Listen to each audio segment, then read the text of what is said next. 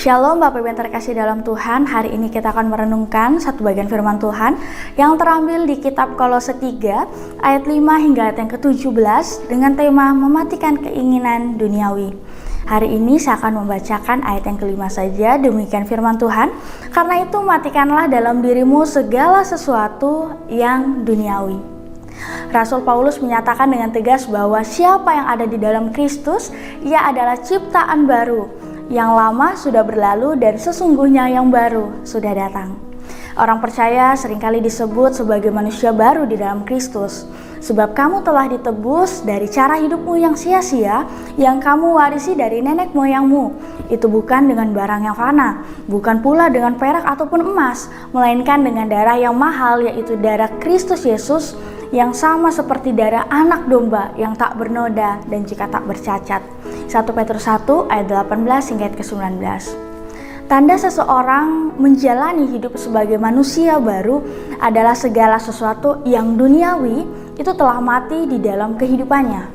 Ia tidak lagi hidup menuruti keinginan dagingnya atau segala sesuatu yang tidak sesuai dengan keinginan dari Roh Kudus.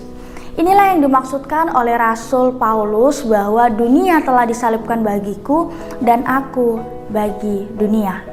Disalibkan bagi dunia berarti kita sedang mematikan segala keinginan yang sifatnya duniawi, sebab semua yang ada di dalam dunia, yaitu keinginan daging dan juga keinginan mata serta keangkuhan hidup, bukanlah berasal dari Bapa, melainkan itu semua berasal dari dunia.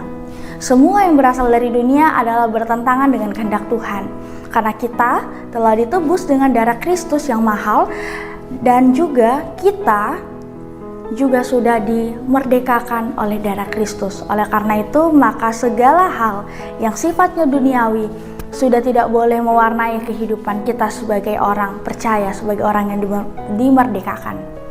Mengapa kita harus mematikan semua keinginan duniawi? Karena keinginan duniawi itu menjadi pintu atau menjadi celah bagi orang untuk kembali membangun persahabatan dengan dunia. Karena itu Rasul Paulus memerintahkan kita untuk mematikan segala keinginan duniawi kita.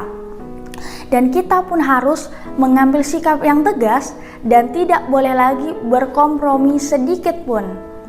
Firman-Nya berkata, "Janganlah kamu mengasihi dunia dan apa yang ada di dalamnya. Jikalau kamu mengasihi dunia, maka kasih akan Bapa tidak ada di dalam orang itu." 1 Yohanes 2 ayat 15. Kematian dari hal-hal duniawi adalah proses hidup kita yang harus kita jalani seumur hidup sampai Ia memanggil kita kembali. Dan hingga Kristus mendapati kita sebagai mempelainya yang tak bercacat celah di hadapannya. Yakobus 4 ayat 4 sebagai penutup berkata bahwa tidakkah kamu tahu bahwa persahabatan dengan dunia adalah permusuhan dengan Allah? Jadi barang siapa hendak menjadi sahabat dengan dunia, maka ia sedang menjadikan dirinya sebagai musuh Allah. Amin. Soli Deo Gloria. Tuhan berkati.